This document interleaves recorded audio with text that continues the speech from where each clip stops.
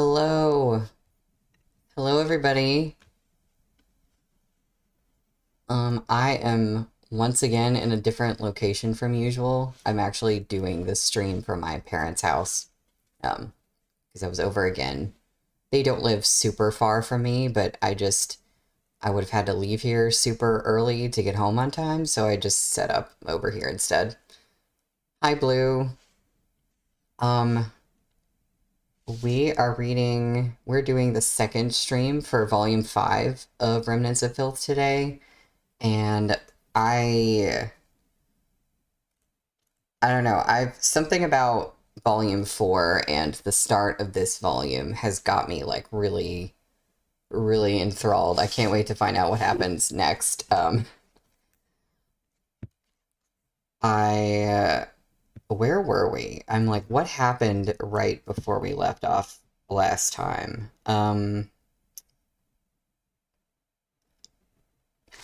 We were, because that's the one thing is like I kind of forget. Oh, that's right. We're at Zhang Yeshui's place. So where we left off, we were at Zhang Yeshui's place, and um, I think we're about to find out some lore drop about Zhang Yeshui's deceased wife. Um, I'm gonna like wait a minute for people to come in. Hi, Ward of. Oh my God, you're caught up. That's awesome. Hi. Sorry, I normally have two monitors, and now I have one, so I can't see everything right now. Okay, I'm gonna wait like a minute to get started, in case anybody else joins. But we're doing chapter 137, and like I said, I'm so intrigued about the lore drop. It's called Deceased Wife's Memorial Tablet. So, very excited to hear about this. How's everybody doing?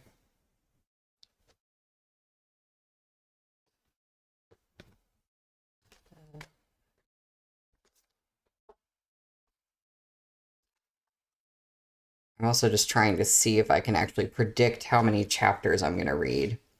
Because I feel like I never can, but I'm going to try not to go over past 5 o'clock today, even though I love doing that. But,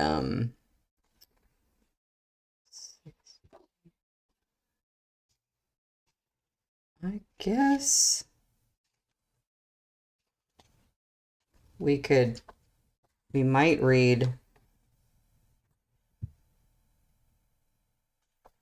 we might read, through chapter 140. We might also get 141 in there today, but I'm not sure about that. Oh no. Blue, I'm sorry. Oh, that's, is it worth it, Blue? Actually, I don't know what Love Nikki is. I feel that sounds kind of familiar. But yeah, I don't know if it's worth the motion sickness. But I hear you. I'm sorry your power was out. Ah, okay. It's the completionism. Okay. Heard. You gotta do it given the chance. I get that.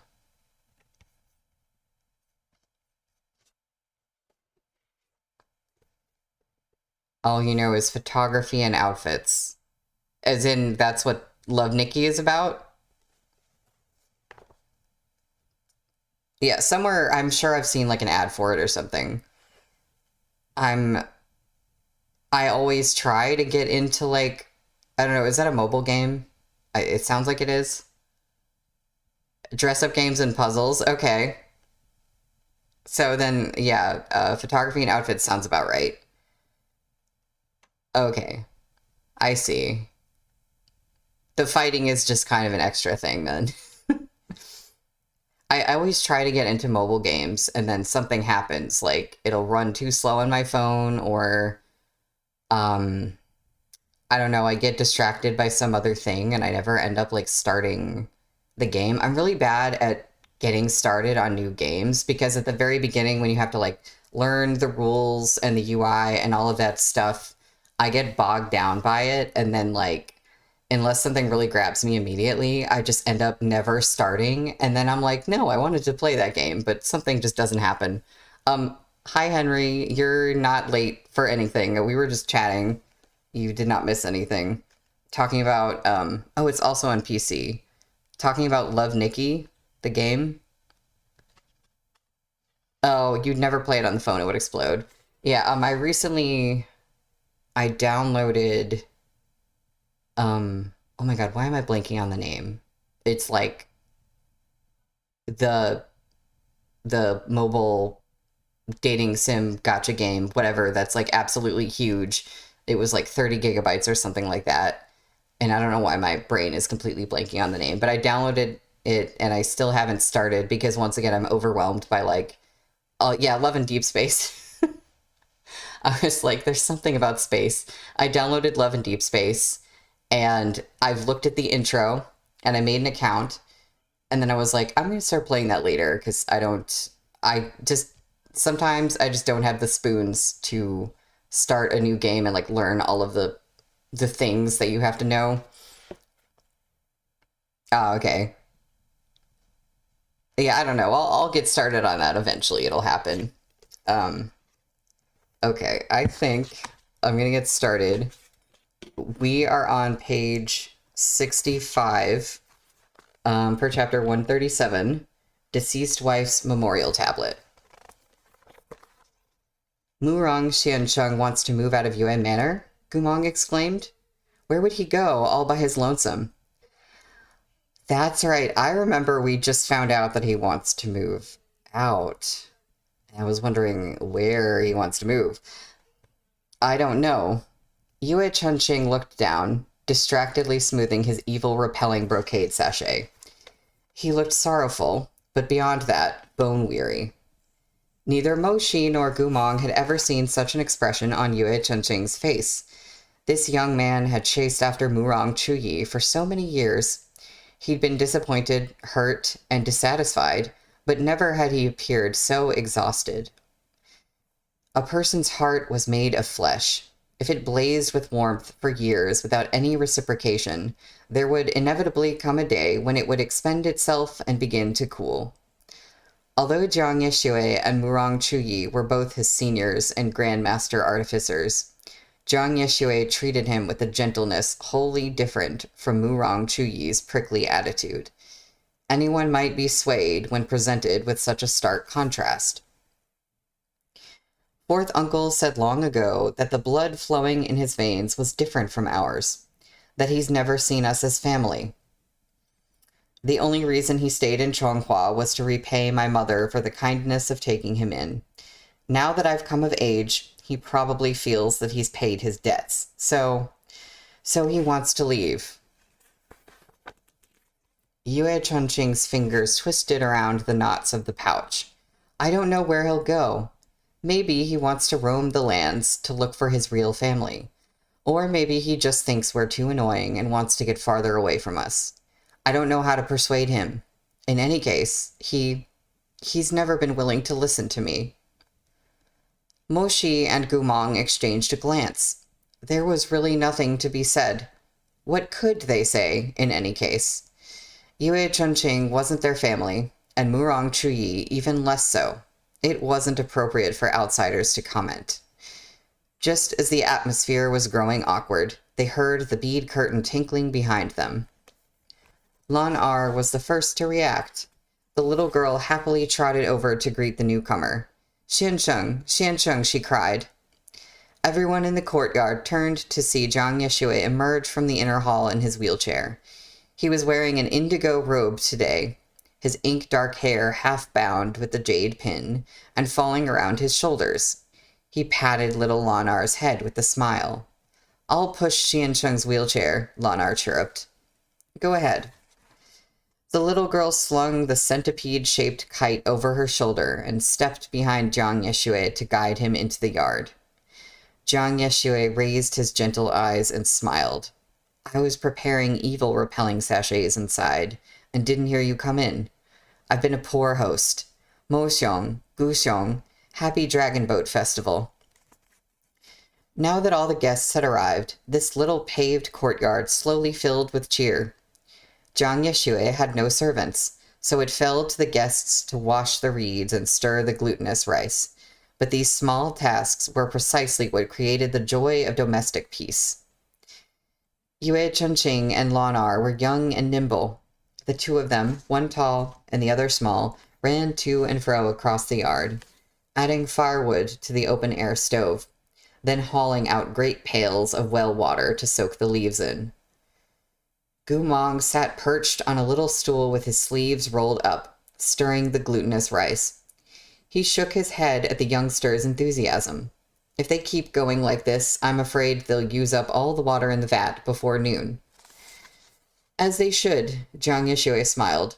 We need to draw noon water from the well during the Dragon Boat Festival. That's when yang energy is strongest. It's said the water stored at that time is best for warding off evil and repelling sickness. Didn't you swear by this before? Ah, yeah, I forgot, thought Gumong. But as he glanced at Mo Shi, washing the wrapping leaves by the stone counter some distance away, he silently rejoiced that Jiang Yeshui had been the one to remind him of this. In a little while, he could go tell Mo Shi about it, giving him the impression that he remembered even these trivial details, and thus soothing his feelings. Oh, ouch. He turned back to Jiang Yeshui and changed the subject. Did you tell Yue Chunqing and the others about my situation? Not quite, Jiang Yeshui said. I just told him you have some secrets, Gu Xiong, that can't be revealed. But I know you're not a villain. If he can trust me, I hope he can trust you. Chunqing is a clever lad. We don't need to spell it out for him. Gu Mong didn't know what to say. In the end, he only looked downward. Thank you. What need is there for thanks between us? Jiang Yeshui sighed. To be honest, I let you down. I wasn't adamant in believing you either. I'm grateful you don't blame me for that. He glanced toward the courtyard, as if looking through the years to see that simple wedding ceremony held there so many years ago. A pair of newlyweds, a handful of guests. Others had avoided them like the plague. But Gu Mong had acted like he wanted the whole world to know where he stood as he played Song of Courtship on his suona. In a courtyard filled with drifting scraps of colored paper, he had batted his lashes and smiled at Jiang Yeshui. When others shunned me, you never turned your back on me, said Jiang Yeshui. But I didn't keep my faith in you. I'm the one who owes you a debt. Gu Mong scratched the back of his head in embarrassment. Ah yeah, what's there to owe between brothers? Once again eager to change the subject. Those blue eyes swept the courtyard and landed on little Lanar. Right, what happened with Lanar? He asked hastily. Since when is she living with you? Jiang Yeshui sighed. You're familiar with her situation. Lanar's spiritual core is exceptionally strong, almost on par with Shihajun's. But her body is too weak to bear such a formidable gift, so her power manifested as heart madness instead. She's usually gentle and obedient, but as soon as the disease flares up, she becomes violent. She lost control again? She had another flare-up at the academy not long ago. Jiang Yeshui looked at the little girl bustling about in the distance. Even with the intervention of the academy elders, she injured a good few children. One of them was a distant nephew to the emperor. Gu Mong said nothing. They were going to expel her from the academy and destroy her core, Jiang Yeshui continued. I couldn't bear to see it, so I vouched for her and took her in as my personal disciple. I'm not a healer, but I've dabbled in some healing arts. This heart madness of hers is most sensitive to emotional blows. She can't handle other people's mockery. Jiang Yeshui sighed. The academy is filled with immature children who've been influenced by their parents. They all call her a monster. She won't improve if she stays there. I just need water. Yeah, Henry. Ow, indeed. I'm I'm so I feel like there's lore about this little girl. I don't know. I just feel like we're gonna find out something crazy about her. You're right, Gumong said with a nod. Little children are most easily influenced. I convinced Chang Feng Jun to let his daughter stay at my manor. First, so I can teach her, and second, so I can help relieve some of the energy gathered in her unstable core. Third, Jiang Yeshui paused. This house is deserted. She can at least live somewhere quiet and peaceful, where no one will bully her. It's good for her illness. Gumong smiled. You're absolutely right. You've mentioned 3 things. Is there a 4th? Jiang Yeshui tapped his forehead with his knuckles. After a long while, he smiled. As for the 4th, she's very obedient and always takes the initiative to help me get around. It's like my wheelchair is suddenly automated. As they smiled at each other, Moshi turned from the water basin. The leaves are ready. Should I bring them over? If you don't mind, Mo Xiong. Making zongzi was a complicated task. The most popular style in the capital of Chonghua was pillow zongzi, using either the leaves of bamboo, wild rice, or rushes for the wrapping. There were many types of filling, both sweet and savory. Jiang Yeshui had thoughtfully remembered everyone's preferences and gone to the market early in the morning to pick the freshest ingredients. By now, the meat and vegetables had been cleaned and cut, separated into little pots. The glutinous rice had also been prepared. Yue Chunqing rubbed his hands together in excitement. Let's go. I want to make zongzi with meat filling. Lan Er hustled over with a little stool, raising her timid voice. Then I want to make sweet ones. You don't want to stoke the fire at the stove anymore? Teased Yue Chunqing. Lan Er's voice was quiet, but her manner was resolute. Nope, firewood isn't fun. Making zongzi is a lot more fun. Jiang Yeshui watched them banter as he sat with his cheek in his palm, smiling. After a moment, he seemed to remember something. Eh? Gumong turned to look at him. What is it? I forgot the 9-colored thread. We'll need it for binding the zongzi later. Sit tight, Zhang Xiong. Where is it? I'll get it for you. Jiang Yeshui smiled sheepishly. Then I'll be troubling Gu Xiong. The thread is in the cupboard in the smaller hall, the second one on the left. Gumong got up to go inside. Jiang Yeshui's house was minimal in the way of decor. Very quickly, Gumong found that bundle of 9-colored silk thread Jiang Yeshui had mentioned within the cabinet. As he turned to leave, he caught sight of an enshrined memorial plaque out of the corner of his eye. That tablet was carved from cedar wood, painted black with a few simple words of white text. For the deceased Lady Jiang, Qin Mujin. Gumong stopped in his tracks to stare at that spirit plaque. Qin Mujin was Jiang Yeshui's late wife. Before they married, her family had fallen on hard times. Everyone else avoided them, but Jiang Yeshui still fulfilled the betrothal agreement. They'd been the picture of matrimonial bliss and should have looked forward to many happy years together. But Qin Mujin unexpectedly lost her life in battle soon after the wedding, while they were still in the honeymoon stage, full of mutual adoration. Damn. Gumong hadn't known Madame Qin very long, and thus didn't have much impression of her. His clearest memory was of her bridal regalia when she got married. She had worn a set of splendid red robes, magnificent as the rosy sunset. Her veil had been light and fine, her face slightly visible in the dappled shadow behind it. Other than that, he only remembered that this bride could drink. She looked delicate, but she drank all the guests who challenged her under the table, Gumong included. He'd been unsteady on his feet at the end of the wedding feast, and Moshi had to be the one to take him home, though he didn't let him return to his residence.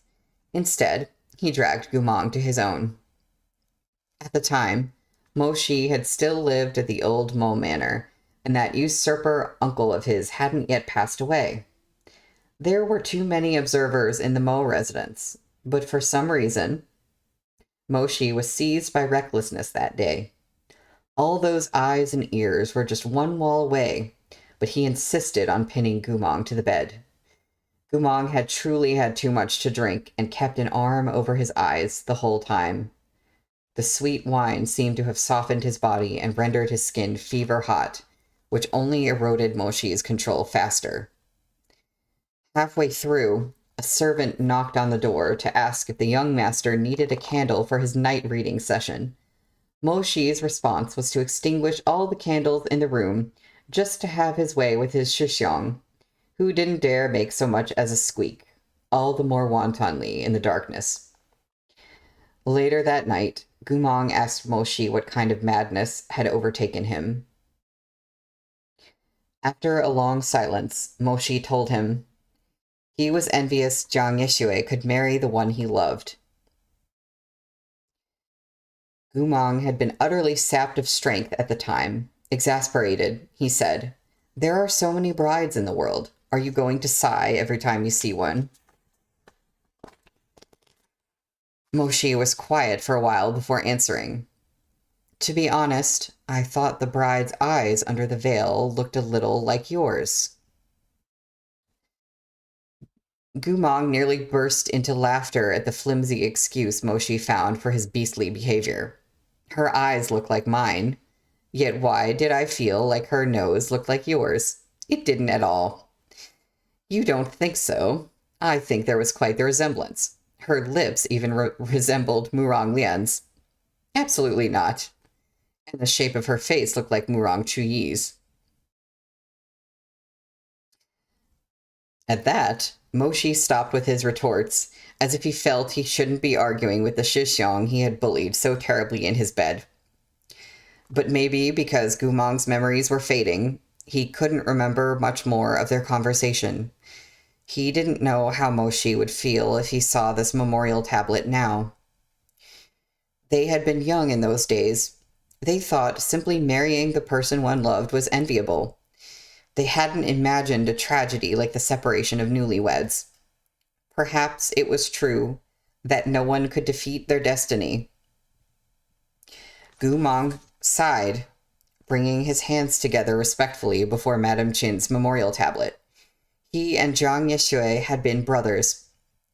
After all, if Qin Mujin were still alive, he would be calling her sister-in-law. When he was done praying, he took another few looks at the plaque, hesitating over whether he should let Jiang Yeshue know he'd like to light a stick of incense. Suddenly, he felt that something was wrong. What, he couldn't precisely say. When he had first glanced at the tablet, he hadn't noticed anything. Only after studying it like this did he feel a faint wisp of concern. There was something on this tablet that didn't quite belong.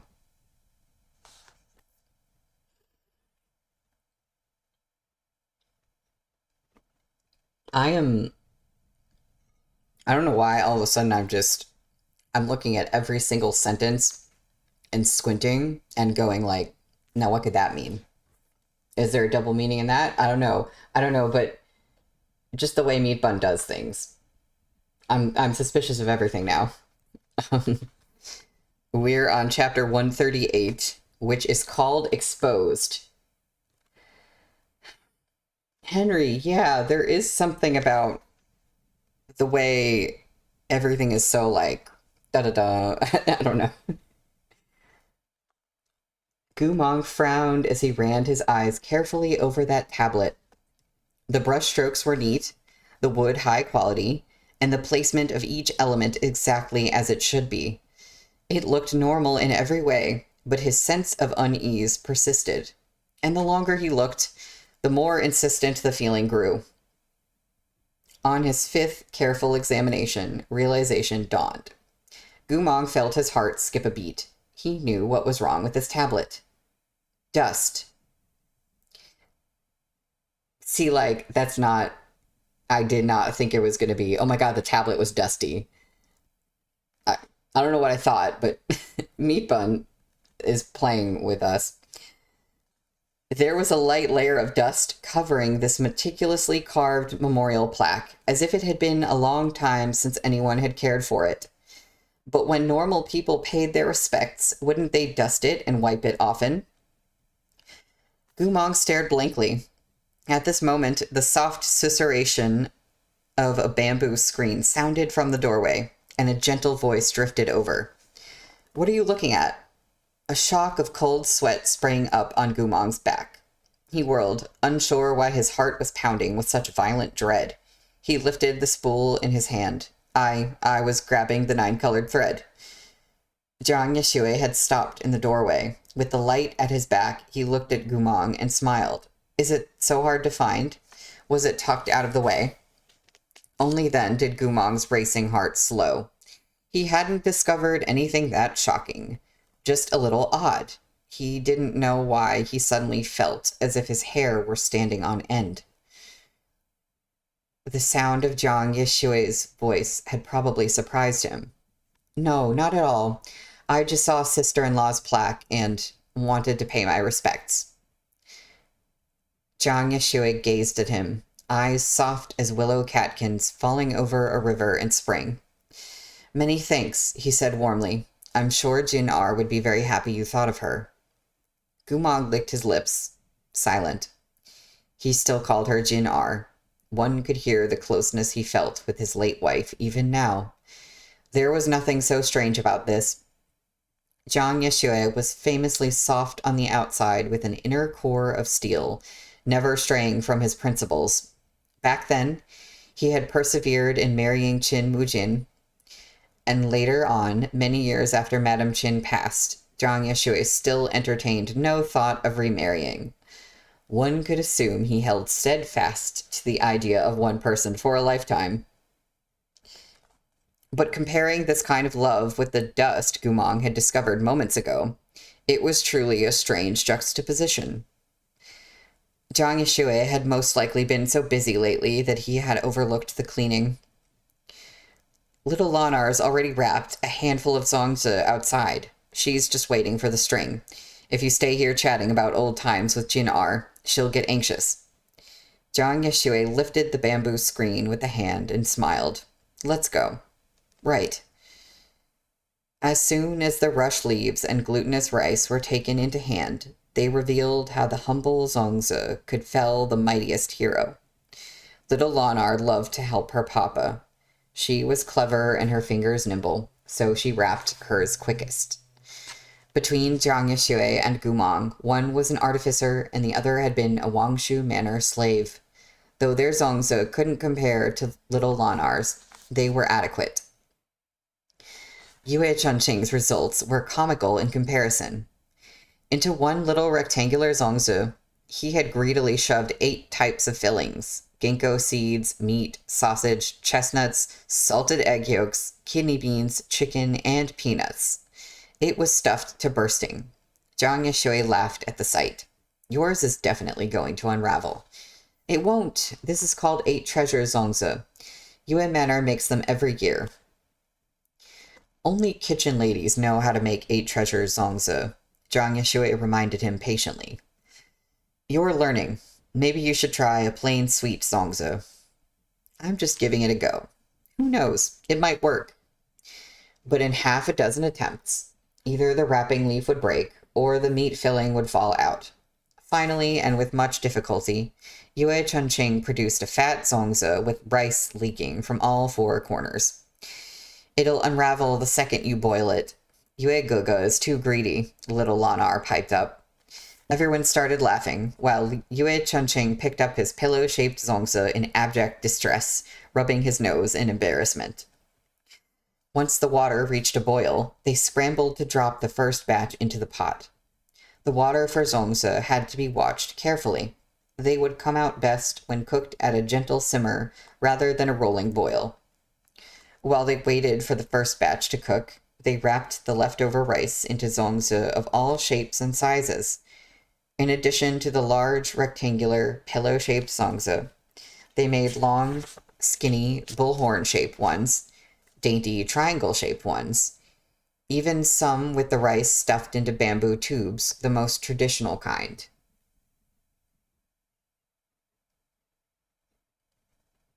Hi, Rumi. Oh, are you saying have you missed a lot, like question mark, or you have missed a lot?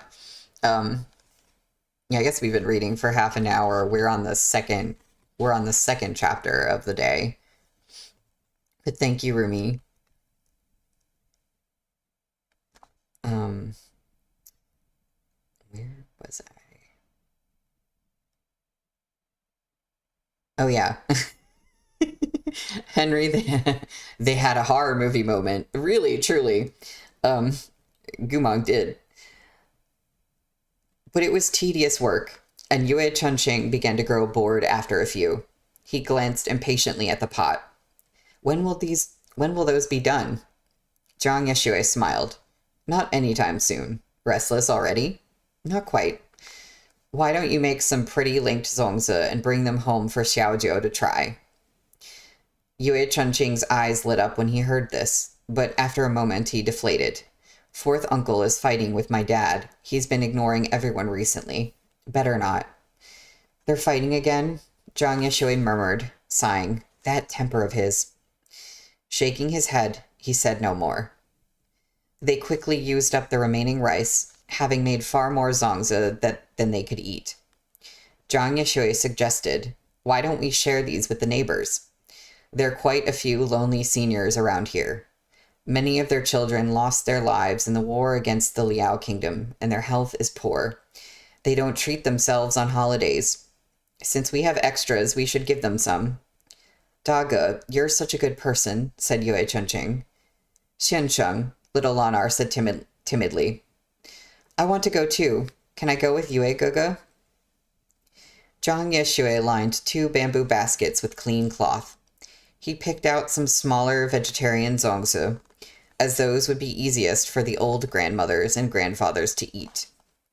Little Lanar made these ones with red bean and glutinous rice filling. I made the rest. Zhang Yeshue arranged the zongzi carefully as he spoke. His fair and slender fingers paused over another pile of unfortunate-looking zongzi before shifting away. He coughed lightly, a little awkward. Chunqing, yours, and Shihajun's are wrapped quite well. It's just that they're not very suitable for gifting. So I'll leave those here. Yue Chunqing and Moshi stayed silent. Zhang Yeshue lowered his head to pick out a few of Gumong's zongzi. But as soon as he placed them in the basket, Gumong reached in to take them back out. Mine don't need to go in either, he said, smiling. Let's save them for ourselves. No need to offer such embarrassing attempts to others. Zhang Yeshue stared. The zongzi Gumong wrapped were firm and beautiful. What embarrassment was he talking about? But Moshi swiftly understood. Gumong felt guilty. He worried those people's sons had fallen under his own sword. Regardless of his reasons, Gumong always felt uneasy about the blood he'd shed. Moshi was quiet a moment. Taking a long stride forward, he stepped over to Zhang Yeshue and took the basket from his hands. Gumong and I will go. There are too many zongzi to give away. I don't know if that's a good idea. He took Gumong firmly by the wrist, giving him no opportunity to pull away. Let's go. Eh? Gumong exclaimed. Wait a minute. But why should Moshi listen? This man was tall and strong and stubborn, on top of being stuffier than a sealed gourd. As Moshi dragged him along, it was all Gumong could do to grab a silver-edged mask from his Tiankun pouch and push it onto his face. What's all this about? Moshi said nothing. The neighborhood around Zhang Yeshui's courtyard was filled with old houses and narrow streets laid out in winding, complicated paths. Moshi stowed the zongzi in his Tiankun pouch, then strode down the alleyways, towing Gumong behind him. He remained silent the whole way, refusing to let go of Gumong's wrist, no matter what he said. Only after they had left the Jiang residence far behind and arrived at a completely deserted little side street did he release his hold. Before Gumong could make his escape, Moshi braced an arm against the stone wall behind Gumong and looked down at him. I'm going to tell you once more. Gumong's blue eyes flickered restlessly. Tell me what? The reason people are grieving in Chonghua is not because of you, but because of the Liao Kingdom. You sent all the intelligence and prevented all the killing you could. As Moshi spoke, he took hold of Gumong's hand. He could feel Gumong's fidgeting, so he held tighter, interlacing their fingers. Stop thinking your hands are covered in blood, okay? He lifted that hand and pressed a gentle kiss to the back of it. Under Moshi's adoring gaze, shining from beneath long lashes, Gumong's stiff spine gradually relaxed. He licked his lips as if to speak, but didn't seem to know what to say. But no buts. Except no accepts. Moshi sighed and put a hand over his mouth. His eyes were filled with heartache and helplessness as they looked down at Gumong, as well as the sorrow he thought he'd hidden very well. You're the best, Moshi murmured. You always have been. Gumong blinked his blue eyes, then shook his head. Moshi raised his other hand, pressed down on Gumong's head, and forced him to nod once, twice. Gumong didn't know what to say. That ragged old heart twinged with the sharp pain that seemed to pump through his body with his blood. His tongue flicked out and licked Moshi's palm.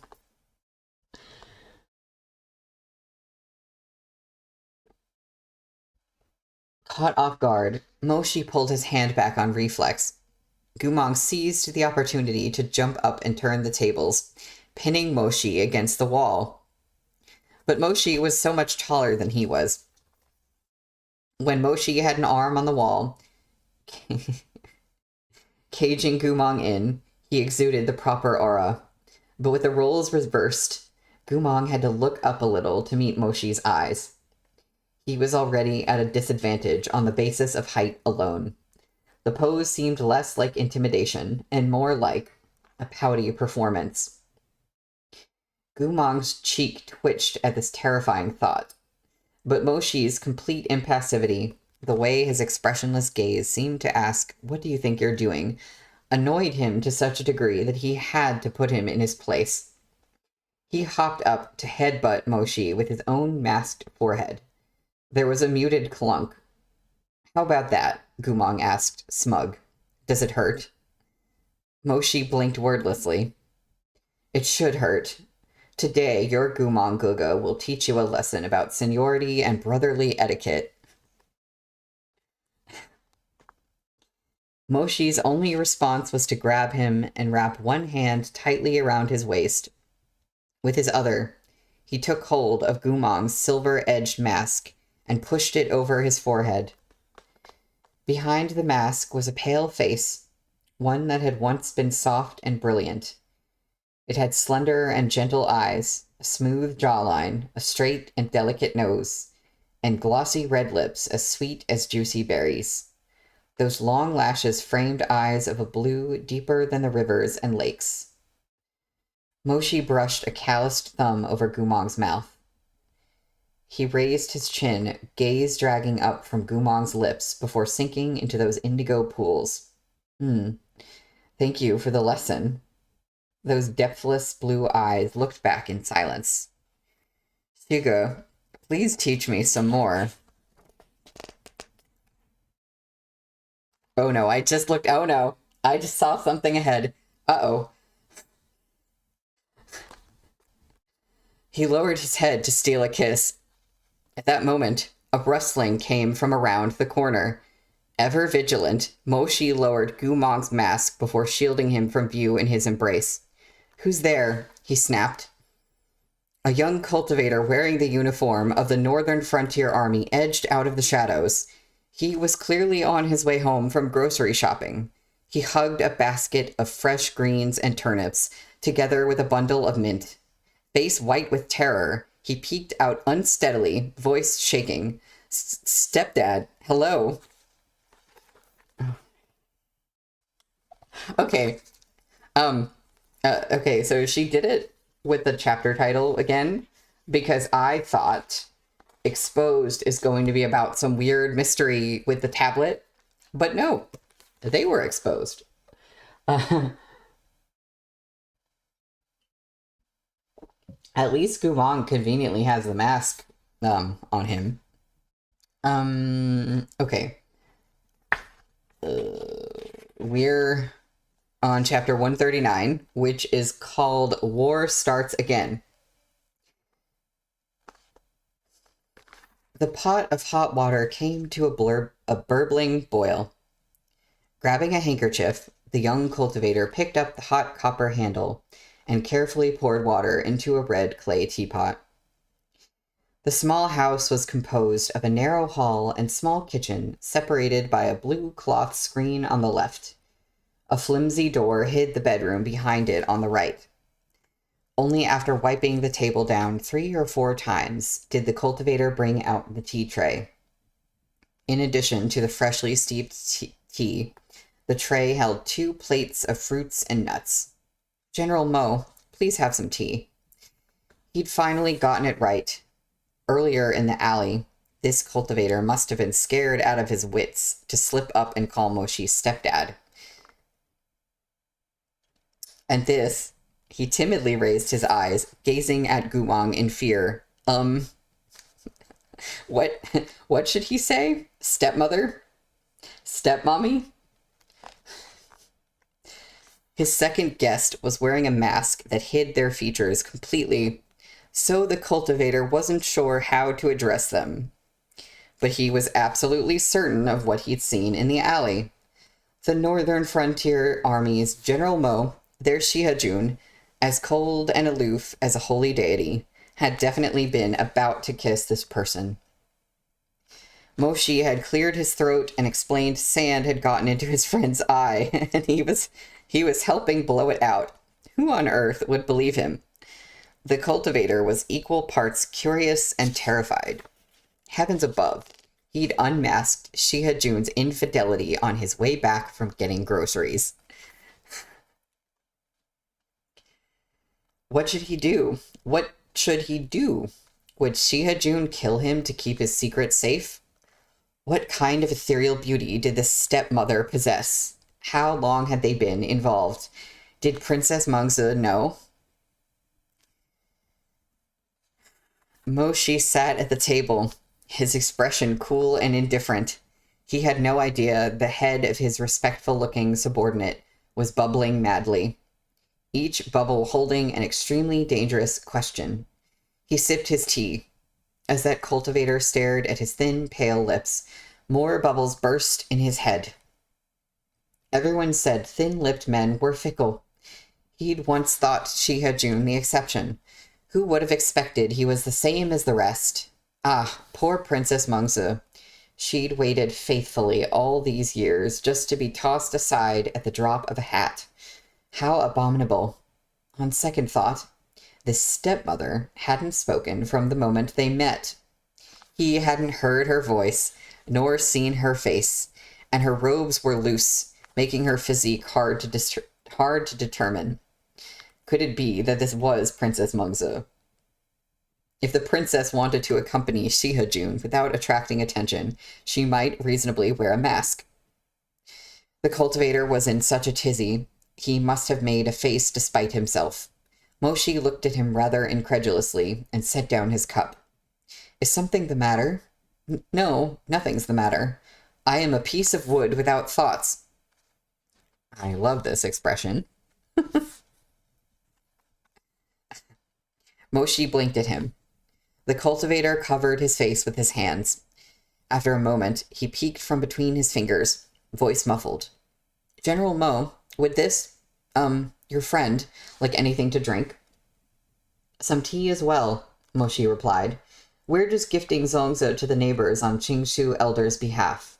We won't be here long. There's no need to put yourself out. Moshi reached into his Qiankun pouch for some of the sweet and savory zongzi they had wrapped at Zhang Yishui's, but was unsure how many to leave. How many people are in your family? The cultivator scratched his head. It's just me. Gumong couldn't help his quiet hum of surprise. The cultivator turned to him in bewilderment. And it was no wonder. Though Gumong's utterance was soft, it was low, much lower than the voice of a woman. Oh no. As the atmosphere began to grow awkward, he heard Moshi's mild voice. My friend caught a cold yesterday and can't really talk because of a sore throat. Could we trouble you to steep a pot of hot ginger tea? Oh, a sore throat, the cultivator mumbled, letting out a sigh. Of course. After fumbling through this variety of mishaps, Gumong and Moshi drank their tea, gave the cultivator his zongzi, and exchanged a few more words before bidding him a polite farewell. Once they were in the street again, Moshi asked, "Why were you so surprised when you heard him speak?" "Oh, it's a long story," Gumong replied. "That kid used to be one of my men." "I know." "You do. My remaining 30,000 soldiers all went to your Northern Frontier Army. I didn't think you could tell which ones were my old brothers and which ones you recruited afterward." "It's quite easy to tell," said Moshi. "How?"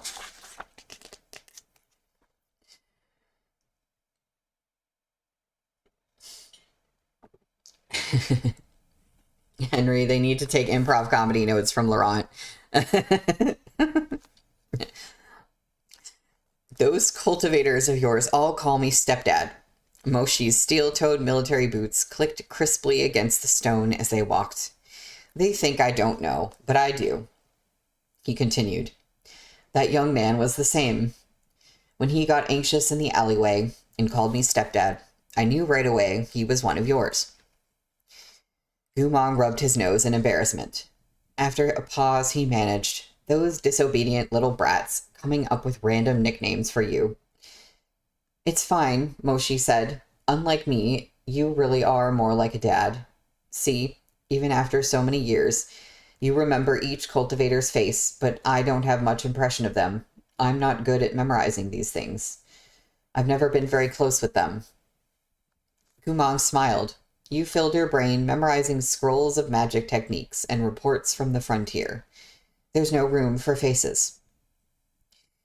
If the conversation continued in this direction, the topic might turn to the Northern Frontier Army's reconstitution. Moshi didn't plan to let it. He didn't want Gumong to find out about the vow of calamity. That's right. He doesn't know. I hadn't been thinking about this, but he just simply doesn't know.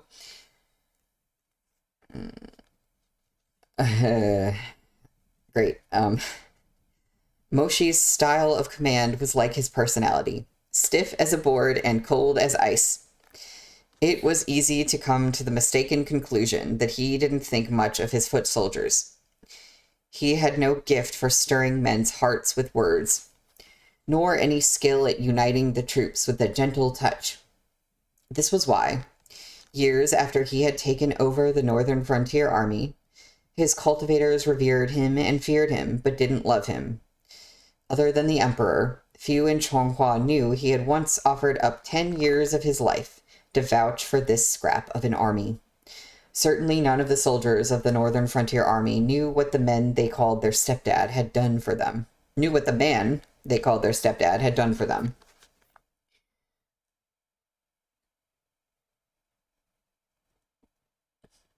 In hindsight, the vow had made little difference. Gumong had already guaranteed the safety of his men, so Moshi's oath amounted to nothing more than the Emperor taking advantage of him a second time. Even if Moshi hadn't made that deadly vow, the Emperor would have pardoned those 30,000 loyal soldiers. Ouch. But what did it matter? Living within the game meant no one knew the truth. The troop's stepdad was stuffy and stern. No one was all-knowing. How could they know what mysteries hid beneath his outward appearance? Perhaps he had his own failings here or there, but he had done his utmost, had forfeited years of his own life to protect these people he thought were in danger. Despite it all, what he received in return was a terrified address of stepdad and remarks like, "General Mo is a noble after all. He wouldn't share our views." who said a group's collective scorn was reserved for those below them. In truth, this commander, who had stepped out from the nobility and into the mud, had long since, and unintentionally, been scorned to the bone by his own soldiers. But that cultivator, Moshi said, why were you shocked when you heard him say he was alone in his family? Oh, you see, he looks so young. He enlisted when he was 16, Gumong replied. At the time, he was the youngest junior under my command. When I asked him why he joined up, he said he had 3 elder brothers, and all of them had joined the military. He didn't want to be left home alone, so he couldn't laze around any longer. Gumong's eyes dimmed. Those 3 elder brothers of his were fine, righteous young men. When I left Chonghua, I seemed to remember all 3 of them were alive. I didn't expect.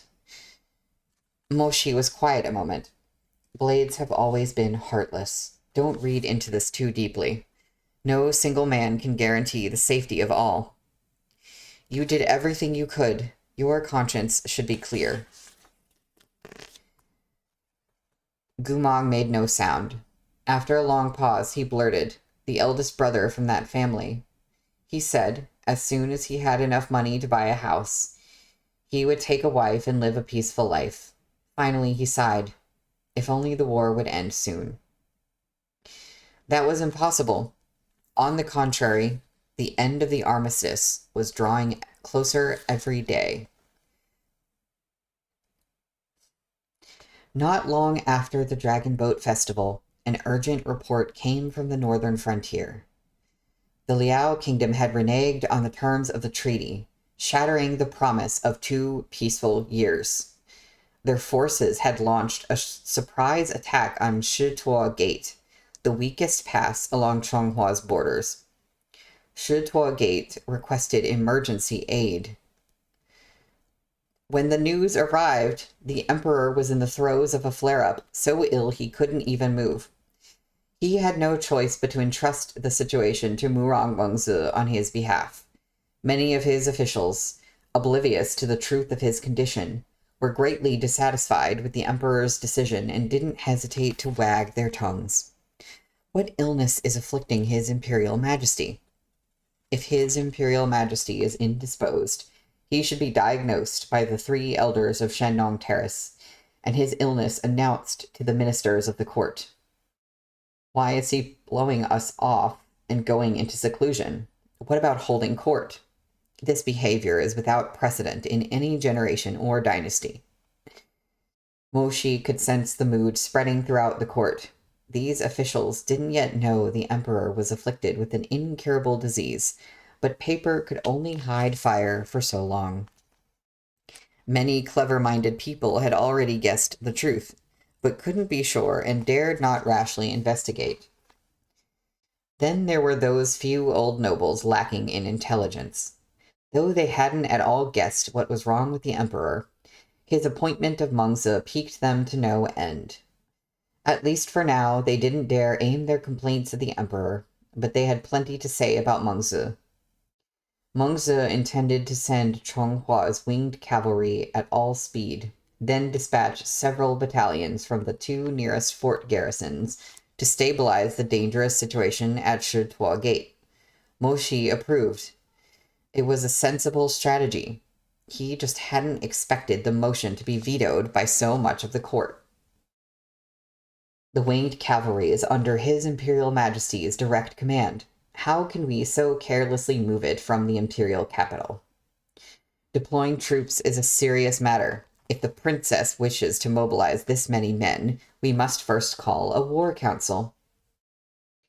And these voices were among the more reasonable. Many others expressed their objections directly to Mengzi, confident in their reputations as distinguished seniors. Murong Mengzi, you're a woman. What right do you have to wield military power? It would be one thing if Wang Shijun took up the reins.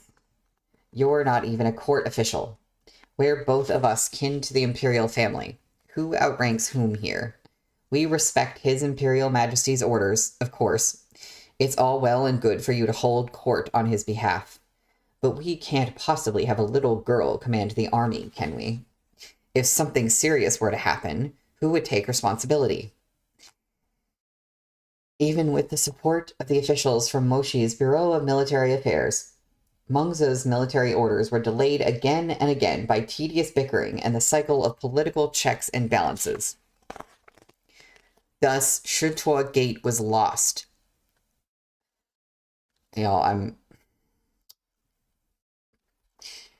The Black Magic Army of the Liao Kingdom marched south with banners aloft, capturing 3 major border cities, Feng City, Dazi City, and Di City. The civilian populace was captured, and tens of thousands of defending soldiers slaughtered without mercy.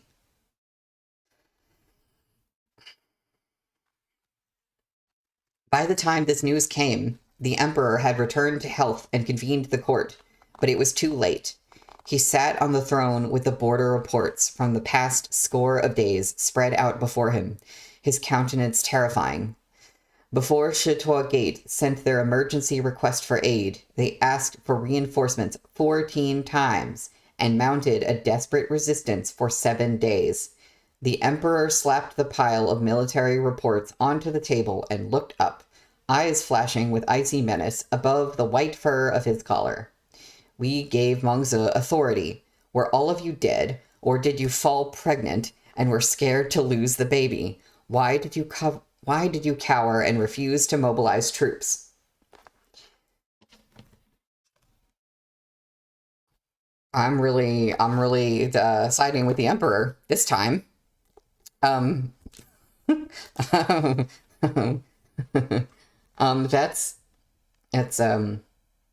the end of the chapter. I'm going to take a quick break.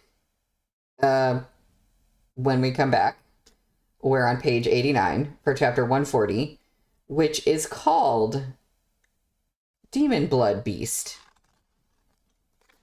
Like, the Emperor, I'm a hater too.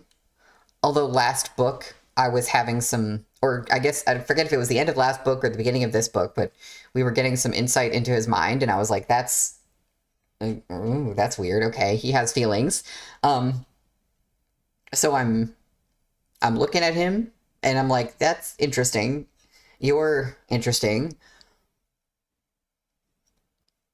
It's like, I don't like you, but you're not the big bad, I don't think.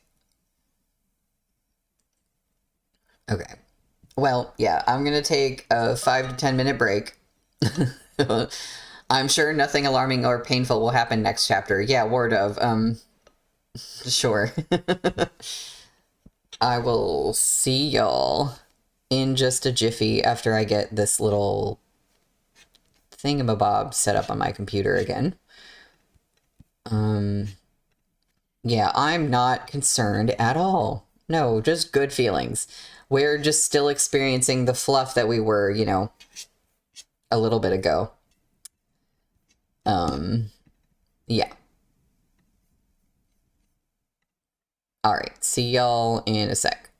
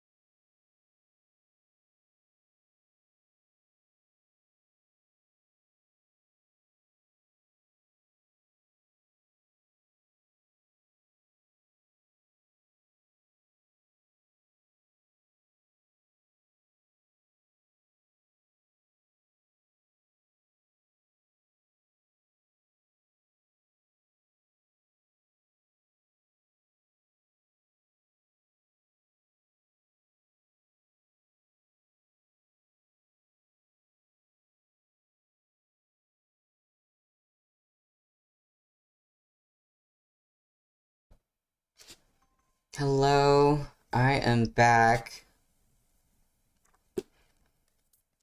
I am back and I am scared. But I cannot believe that like sexism and bureaucracy led to tens of thousands of soldiers being killed. Like I guess I should be able to believe that. I don't know. It's just like, oh my god, that's like so much has happened in this series, but that is like one of the most infuriating like passages that I've read in terms of like this would have been so easy to stop. Oh. Like this would have been so easy to prevent. And yet, Blue, I love that you put your headphones on at the perfect time. That's great.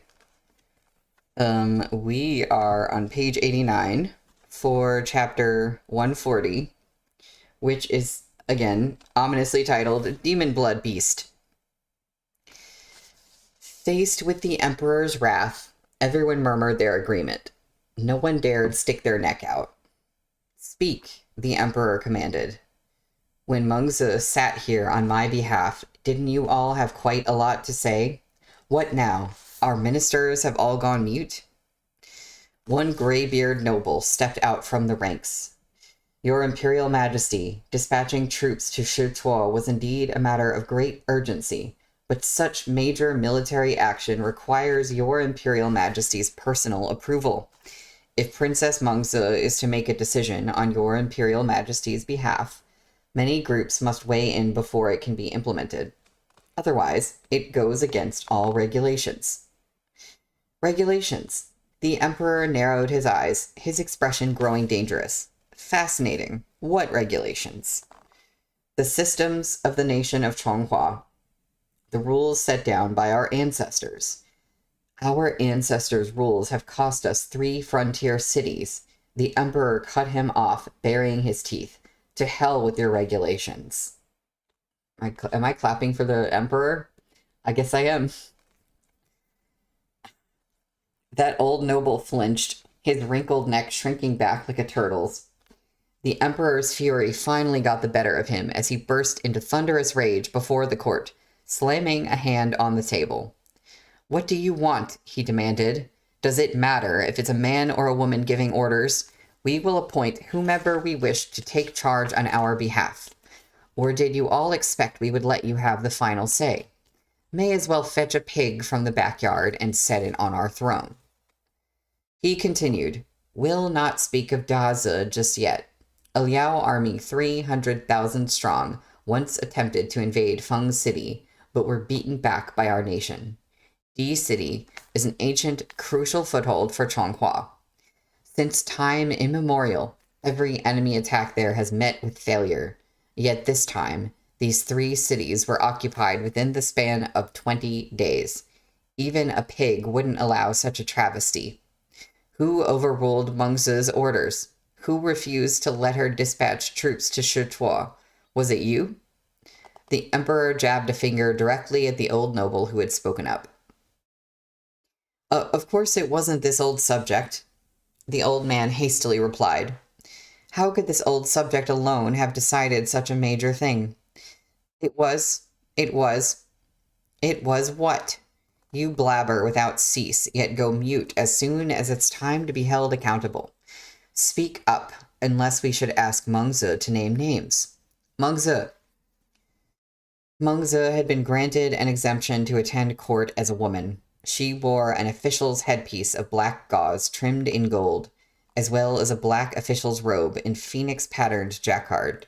Jacquard? That's another word I never pronounce out loud. Jacquard? Though the robe had wide sleeves, the tailoring of the waist was straight and clean, lending her a sharp, gallant air unlike her usual aura.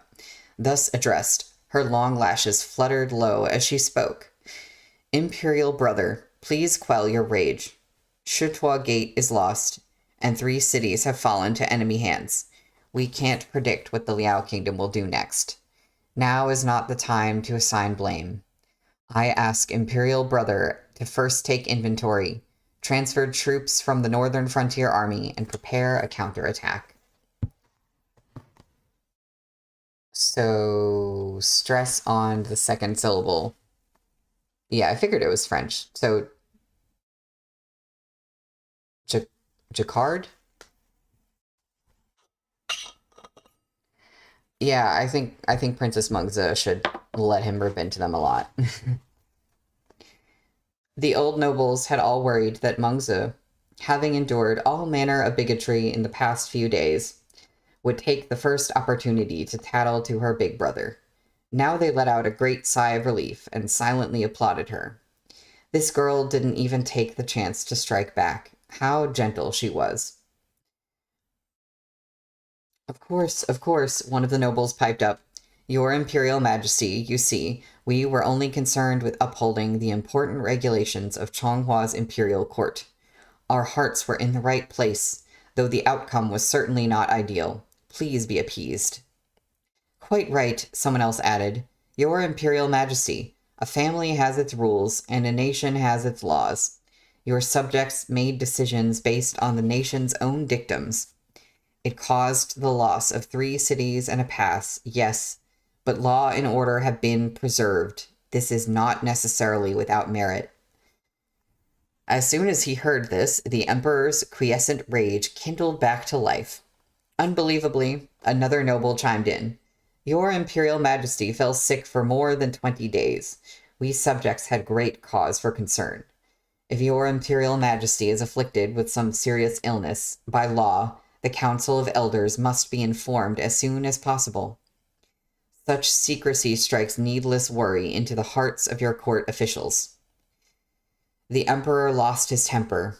Inhaling sharply, he looked up through eyes reddened with hatred. Some advisors, he shouted, palms striking the table. Not a single useful suggestion out of your mouths. Are they only good for petty gossip? The hall fell silent. The official who had been first to offer advice did so with such self-assurance because his family possessed a token of immunity granted by Chonghua's first emperor. His network of connections spanned all levels of the court.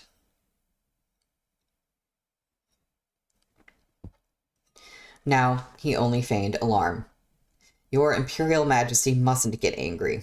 Ensuring the health of the Emperor is our most important duty. Seething with rage, the Emperor turned away, as if unable to bear the sight of the trash in front of him. He stared in silence at one of the Great Hall's pillars and attempted to calm himself to no avail. Fury flooded his chest, drowning him in formless hatred. He closed his eyes. Then, flinging his sleeves, he overturned the table before him with a deafening crash. Cherries and pears scattered across the floor, and the court scrolls and memorials fell in a disordered heap. Get out. Get the hell out. All of you get the hell out. Yes, Your Imperial Majesty. As the crowd hurriedly acquiesced, the Emperor spoke again, panting for breath as he glared at his officials through his eyes, scarlet with rage. Hold it. Everyone froze. Shihajun, you stay behind. In minutes, only Mo Shi and the Emperor remained in the hall. The Emperor heaved a deep sigh, slumping in exhaustion. Leaning back on the dragon throne, he turned hollow eyes to the vaulted roof, carved with dragons and phoenixes, painted in vermilion and lavishly gilded. Token of immunity, the Emperor spat. What a gift the ancestors have left us, enabling a group of useless hangers-on, each of them scrambling to get ahead of the others. Why should we keep them? It'd be more effective to raise a horde of thoughtless bamboo warriors. Why not just give these orders and titles to some simple-minded bamboo men? It would save us the headache. Your Imperial Majesty, there's no need to continue to speak of such wild imaginings. What's wild about them? The Emperor snapped, voice dark. We'd rather have pigs with neither brains nor ambition than subjects with ambition but no brains. Moshi pressed his thin lips into a line. This emperor had come into power when Chonghua was on the cusp of reform. The level of pushback he'd met with was almost unprecedented. When he was undermined, both overtly and covertly at every turn, he would always burst forth with ideas like it'd be better to keep a pile of obedient bamboo warriors whenever he felt hemmed in. Moshi sighed to himself. He had no wish to entertain any more nonsense. How does your Imperial Majesty plan to strike back at Liao? Unexpectedly, the Emperor replied, I'm afraid we must do more than strike back. He brought a hand to his brow, massaging his temples. Shihajun, do you know why we couldn't leave seclusion for over 20 days? The freezing illness. If that's so, why didn't we ask you to come expel the cold as usual? I wouldn't know. The Emperor straightened his spine, figure shrouded by the horizontal plaque hanging in the throne room. Shihajun's driven out the cold for us all these years. Have you never once wondered how we fell ill? If your Imperial Majesty doesn't speak of it, I won't ask. Yes, you've always been prudent, the Emperor nodded. You only lose your head when it comes to that dear Shishong of yours. After a pause, the Emperor continued, We've not kept the truth from you on purpose. It was only that the moment was not right. Given the current circumstances, we believe it's time to explain. Please speak, Your Majesty, Your Imperial Majesty. The Emperor deliberated a moment, then sighed. This story properly begins with the old tales of the Liao Kingdom's founding. We assume we needn't recount those events in detail. From graying elders to toddling children, there's likely no one in Chonghua who doesn't know the story. Preceptor Chen Tong once made an exception to take the slave Hua Poan as his disciple, which ended in Hua Poan's treason. Hua Poan secretly amassed an army of traitors, named himself king at Chonghua's northern frontier, and founded that nation of 10,000 evils. Everyone across the 9 provinces knows they use savage methods and favor black magic. But here the Emperor raised his head. Have you ever thought where the Liao Kingdom's techniques originated? Hua Poan was a singular genius when it came to magic, answered Moshi. Of the black magic techniques in use there today, most were his own invention. But how could he have produced so many original spells? He was raised as a slave without education. Who was it that showed him this path? There was only one answer. Chen Tong. Moshi frowned, but Chen Tong never dirtied his hands with such unorthodox arts. Who said the origins of unorthodox techniques must be unorthodox in themselves? The Emperor replied. In the 5 years General Gu spied for us in Liao, he sent back intelligence on many of the Liao Kingdom's black magic techniques. Other than a small fraction of spells pulled entirely from some of the last writings of the demon tribe, we discovered there were many echoes of Chonghua's techniques.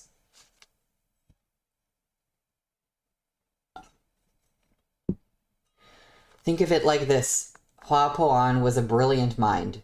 A man like him wouldn't have wanted to learn magic by rote memorization and mimicry. Once he mastered Chen Tong's techniques, he would almost certainly have sunk time into making them more extraordinary, more powerful. Chen Tong prioritized reliability.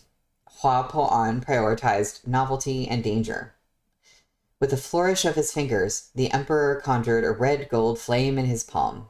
This is the 9 lotus flame technique, passed down by Preceptor Chen. It's capable of expelling weak demonic qi from afflicted commoners. You should be familiar with it. The Emperor turned his hand to form 2 more sigils. The warm flame was swiftly extinguished, replaced by a twisting vortex of blue-black miasma. Moshi's eyes widened. The Damned Heart Sutra? Correct, the Emperor said. This is the Damned Heart Sutra we recreated using the notes on black magic techniques provided by Subject Gu. You likely found this spell a massive headache in the years you crossed swords with the Liao Kingdom. It is a perfect reversal of the 9 lotus flame. It allows commoners to be consumed by demonic qi. The Emperor dispersed the Damned Heart Sutra with another flourish. But Shihajun, if it weren't for Gumong discovering the technical diagrams of the Damned Heart Sutra for us, we would have never known there were merely 2 sigils separating our flame technique from this black magic. Moshi stood for an astonished beat. Your Imperial Majesty is saying many of Hua Puan's techniques bear incontrovertible signs of Chen Tong's influence. Correct. Most of the Liao Kingdom's black magic spells have their roots in Chonghua's techniques. Hua Puan was born of Chonghua and learned from Chen Tong. No matter how he changed later, one cannot escape their origins. Now, returning to the topic at hand, do you recall how Preceptor Chen lost his life? Moshi thought. The history books say he sacrificed himself to destroy the demon-blood beast that Hua Puan refined. The Emperor nodded. The demon-blood beast was vicious and cruel, a terrifying creature. Had it been allowed to grow at will, it would have wielded colossal powers of destruction. What's more, it emitted an ever-present demonic aura capable of affecting the minds of all living creatures within 30 miles. Simply by existing, it gradually infected people with malevolent qi, turning them violent and bloodthirsty. The legends are truly the stuff of nightmares. They call it a demon beast that can never be killed. Like a phoenix rising from the ashes, it can revive itself from death. Thus, even though Chen Tong sealed it, many generations of Chonghua's emperors have been wary of that beast's return. By my imperial father's generation, he paused. In order to meet that unlikely risk, he deceived his subjects and carried out a secret experiment. Moshi tensed. Did the late emperor want to make another demon blood beast? No. Then, when he looked through the diagrams and secret records Chen Tong left behind, he found a set of scrolls describing the raising of a spirit beast. The creature it spoke of was nearly identical to the demon beast, but its abilities were completely reversed. It was an entity capable of purification. Our imperial father hoped to surreptitiously raise a spirit beast capable of countering the demon blood beast.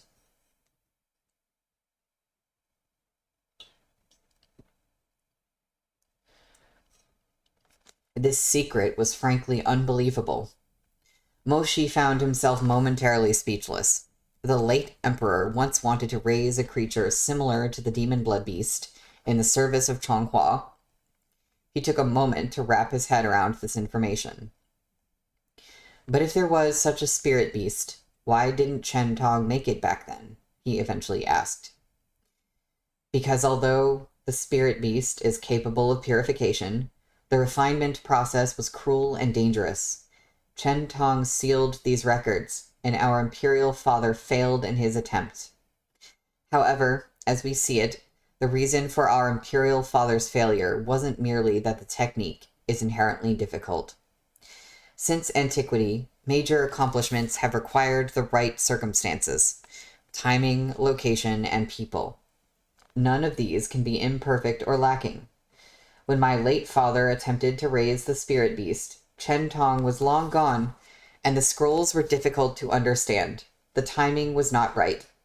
In addition, Daza's city, where Chen Tong sealed the demon blood beast, was in the hands of the Liao Kingdom. There was no way to investigate the flow of spiritual energy, so the location was not right. As for the final element, he came to a pause, absently turning the string of zi beads on his wrist. This venture was risky. Our imperial father couldn't announce it to the world, and the few who knew all had their own agendas. In the end, the conflict between them could not be resolved. Thus, the people were not right either. The odds were stacked against him on 3 fronts. He continued, "My late father's venture was considered a failure. No one knows where the incomplete body of the spirit beast ended up. Perhaps it fell apart on its own, or perhaps he destroyed it.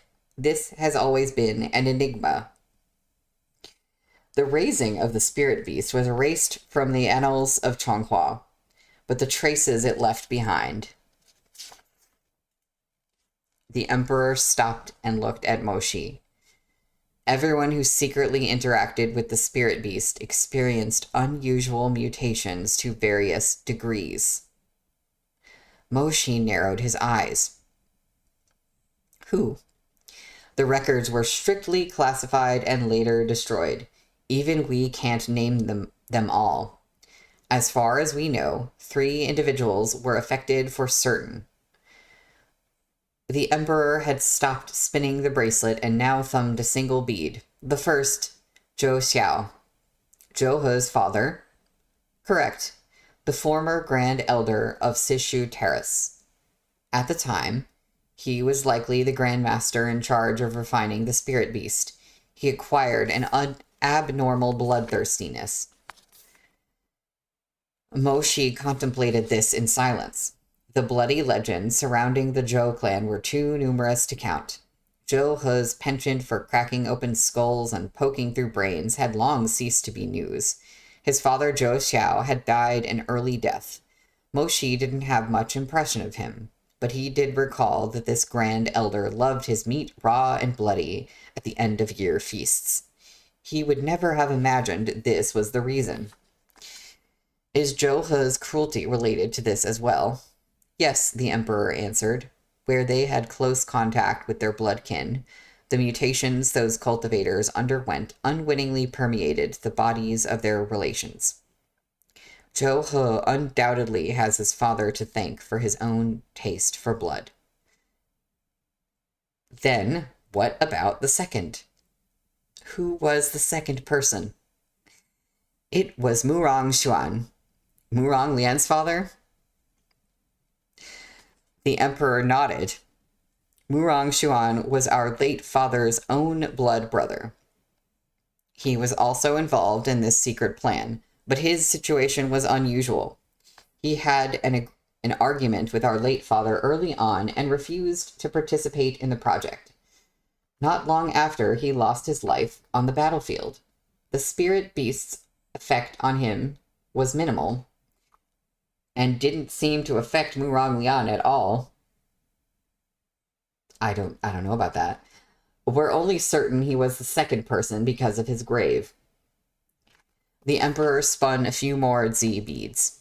The burial mounds atop Warrior Soul Mountain are all sealed with white jade. This type of jade is dense and pure and does not easily erode. It is capable of preserving the buried person as they were in life, with the exception of the late Wang Shu. Some years ago, the cemetery guards reported that the late Wang Shu's jade gravestone appeared to be a counterfeit. Within 2 short decades, it had begun to deteriorate and discolor. Of course, we ordered craftsmen to repair the grave, but once the jade sealing stone was opened, the craftsmen discovered the body within had blackened completely, consumed by the mutation. Moshi frowned. Does Murong Lian know of this? He wasn't in the capital at the time, so he never found out. The truth of this matter is cruel. We have always kept it from him. Faced with Moshi's silence, the Emperor sighed. Isn't it always so? The person sitting atop this throne must keep far too many secrets. There are some things even we would rather not know. He paused. No matter, we won't speak of them now. The third person. By this time, Moshi didn't need him to say it. After the first 2 examples, his identity was obvious. Moshi closed his eyes and spoke frankly. If I've guessed correctly, the third person is the late Emperor himself. The Emperor was taken aback. Then he grimaced. You're correct. The third person was our imperial father. His mutation was an unnatural fear of the cold. Yes.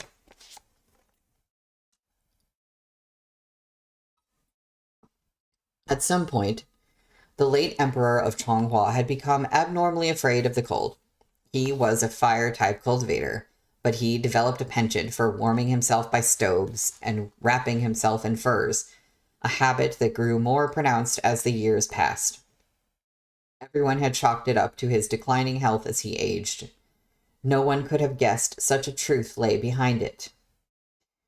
Our late father didn't know his condition was an effect of rearing the spirit beast, nor that it could be passed down to his descendants through mere proximity, said the emperor. He was in constant contact with us. And out of those 3 men, he lived the longest, and so the influence of his mutation on us was far more severe than the other 2 fathers on their children. The emperor lowered his lashes, playing with the string of beads as he continued, voice low. We were weak in our youth, and naturally have a yin-aligned water-type spiritual flow. Over time, we succumbed to the freezing illness. His voice quieted further, the eyes beneath his dark lashes flowing with turbulent emotion like an underground river. His thin lips opened softly. Our late father unknowingly inflicted this illness that would plague us for a lifetime. But when he eventually learned of our disease, he thought of deposing his heir. The emperor sighed and said no more. The water clock in the shape of the legendary tortoise BC dripped quietly in the corner of the throne room. Fresh drops landed on the reflections in the pool, shattering the peace into rippling waves. Even the simplest person harbored a few dark secrets, to say nothing of an age-old nation. Moshi had only known the emperor was afflicted by an incurable freezing illness. He hadn't known the cause, much less its connection to the late emperor. For a moment, he didn't know what to say. The emperor sighed. Forget it. What's done is done. Right now, our cause for grief is the loss of Daza City, where Chen Tong sealed the demonblood beast. Ever since that decisive battle between Chen Tong and the Liao Kingdom, the city has been contested territory. The Liao Kingdom had always known that if they wanted to revive their demon beast, Daza must fall under their control. As for us, whether for defense of our borders or for the study of this magic, we could not surrender Daza. Over the course of the past few centuries, Honghua and Liao have fought battle after battle at Daza and traded possession of this land. During the late emperor's reign, Daza was a territory of the Liao Kingdom. But shortly after we took the throne, Chonghua reclaimed the city. The first thing we did was secretly dispatch members of Sishu Terrace to investigate what traces they could find of the demon blood beast's seal. And what were the results? Asked Moshi. The emperor shook his head. If they were made public, panic would seize all of Chonghua. The emperor hesitated, then continued quietly. The demon blood beast's seal has already been broken. Moshi flinched in surprise. During the dozen or so years the Liao Kingdom controlled Daza, the emperor explained, they successfully released the demon blood beast's seal and excavated it from the depths of Daza Lake. Moshi's pupils shrank. If the Liao Kingdom has already reacquired the demon blood beast, why haven't they made any unusual advances? The seal has been broken, but it's possible the demon blood beast was injured too severely in that last battle and lost too much of its vital energy, the emperor answered. As far as we know, it remains in a dormant state and cannot be commanded by the Liao Kingdom's cultivators. But the most formidable barrier is gone. If it's merely sleeping, it can be reawakened.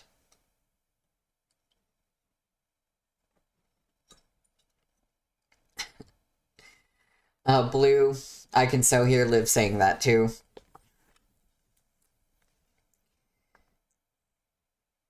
The emperor sighed. The first time we heard the secret report, we could hardly sleep for weeks. Night and day, we wondered if the demon blood beast was capable of revival. Perhaps the Liao Kingdom had skillful grandmasters who could restore its soul after it was sealed for centuries. If they did, then how long would they need? Moshi had no reply. The Emperor brought a hand to his forehead and massaged his brow.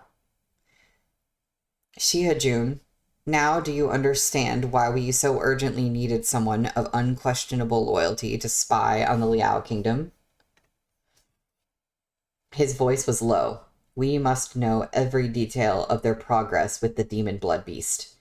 There is no second Chen Tong to protect the gates of Changhua. What is the demon blood beast's current condition, then? Moshi asked gravely.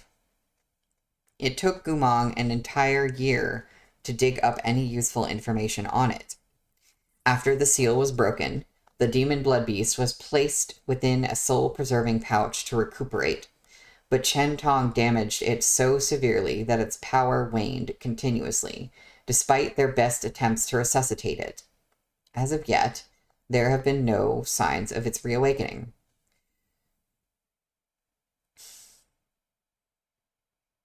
Upon seeing the sharp furrow of Moshi's brow's ease, the Emperor warned, "Do not relax just yet. We had previously thought the threat posed by the demon blood beast was more or less contained and didn't merit excessive worry. But recently, a Sishu terrace cultivator stationed in Daza sent us a secret missive. Our people had detected a wisp of the demon blood beast's soul in the lake it was sealed in." Moshi's eyes flew wide. So the demon blood beast has remained dormant not because it's too weak, but because the Liao Kingdom was missing this piece of its soul. Exactly so, the Emperor replied. Chen Tong shattered the demon blood beast's soul so thoroughly that a wisp of it escaped from the seal and sank into the lake without anyone taking notice. Precisely due to this missing scrap of soul, the Liao Kingdom has spent decades incapable of waking their nation's most fearsome weapon. This wisp of soul thus became the most crucial element in our fight against Liao. When we learned of this, we immediately sent people to track down the remnant we had detected within the lake. But the task was like fishing for a needle in the ocean. After 6 or 7 years of searching, we'd only narrowed down the area enough to make a true investigation feasible within the past few months. That range still covers more than 30 miles of the lake. If we employ standard tracking methods, locating it would take many more months. We wished to banish this danger as soon as possible. So we took a risk. What? Asked Moshi.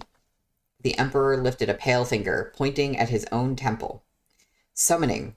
We were infected by the spirit beast in our youth, and afflicted with the freezing illness. But in the process, we also gained some of the spirit beast's chi. The demon blood beast and the spirit beast are cast from the same mold. It stands to reason that we might have some capacity to summon it. Moshi pressed his lips together, incredulous. So your Imperial Majesty spent the past few days comatose in an attempt to locate the demon blood beast's remnant scrap of soul. Yes, in this flare-up of the freezing illness, what we needed was not timely relief, but rather to let it worsen as it willed.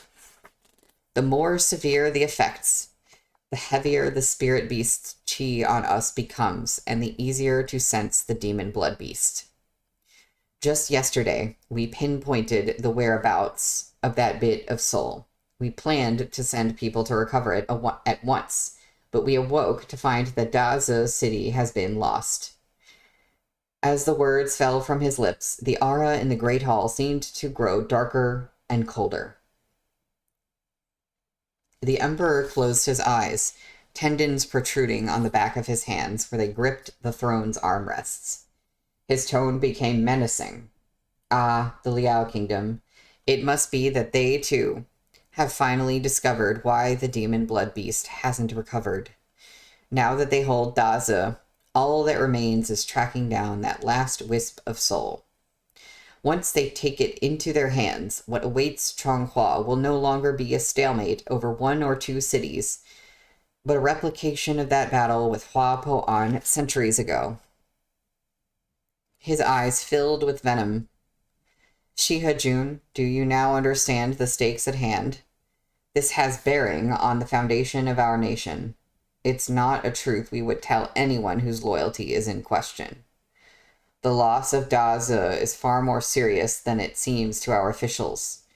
We will immediately dispatch troops to retake Daze under your command. But you must understand, the goal is not the city. It is the remnant of the demon blood beast's soul within the lake. Find it as soon as possible. After a pause, the emperor added, if we fail in this, when the demon blood beast's soul is fully assembled, when it returns to life, it is not just Changhua, but the entire cultivation world that will sink into chaos.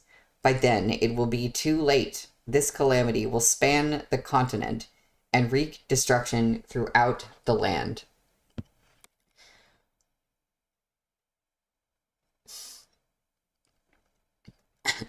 Yu, do not relax just yet. Why do I feel like this demon blood beast soul remnant is going to get into Gumong somehow? I'm just, beast of the altar, he's missing some souls, all that stuff. It just has me feeling like something is going to happen there with Gumong. That's my prediction. I don't really have a lot of predictions, but I'm putting that one out there. Yeah. He was already Beast of the Altar before, and then, he's even more beastly now, so I'm just saying. Or, if not that, it already affected him, prior to all this. One of those things, I'm calling it. And I'm sure that it's affecting Murong Lian, because we just kind of brushed over that and said, oh, it didn't seem to have an effect on him. No. Absolutely not. We're not ignoring that. It's 4:45, so I'm going to read one more chapter, I guess. We're on page 105 for chapter 141, which is called Return to Battle. When Moshi returned to his manor, Gumong was reading and writing in the study. The small, red-lacquered window was wide open to a view of scattered petals floating down outside. Gumong wore a relaxed, pale blue robe of hemp, his braid loosely looped into a messy bun at the back of his head. Shadows cast by the drifting flowers danced over his figure and the desk. As soon as he saw the booklet Gumong had open on the table, Moshi knew he was once again recording those fading memories. Wholly focused on his work, he didn't notice Moshi's arrival. His cheeks were puffed out in concentration, his berry red lips slightly pursed. Smoke-dark lashes cast gentle shadows over the bridge of his nose, fluttering from time to time. Moshi couldn't bear to shatter his hard-won peace. He stood outside the half-opened study doors and gazed into the room in silence. After a long, long while, Gumong finished his notes for the day and lifted his head. Catching sight of Moshi outside the door, Gumong's blue eyes widened in surprise. Eh? When did you get back? Have you been standing there this whole time? Moshi had never been a good liar, but at this moment he spoke with a natural calm as he stepped into the room. No, I've just returned. What happened? Gumong asked. Did His Imperial Majesty resume court today? He did. That's good, then. The city's near Shutuo Gate will... It's too late. We've lost Daze City as well. The news came today. Another city, exclaimed Gumong. Moshi replied. His Imperial Majesty has already penned the edicts.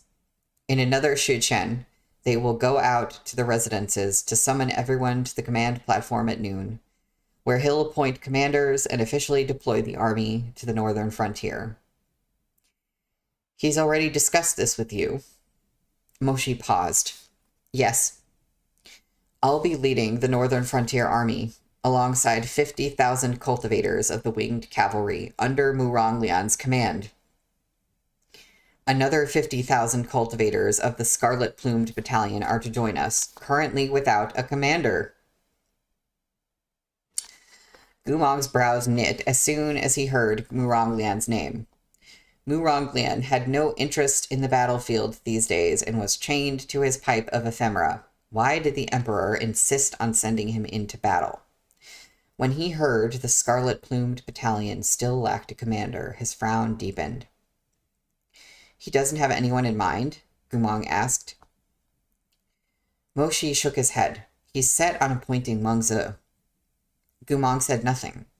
Mengzi has a weak constitution now, but she previously commanded the Scarlet Plumes. This division consists of the most skilled fighters from the ranks of the nobles. They'll obey orders, but they're arrogant. His Imperial Majesty worries no other commander will tolerate their attitude, so he intends to have Mengzi take administrative control of the Scarlet-Plumed Battalion while leaving operations on the field to another.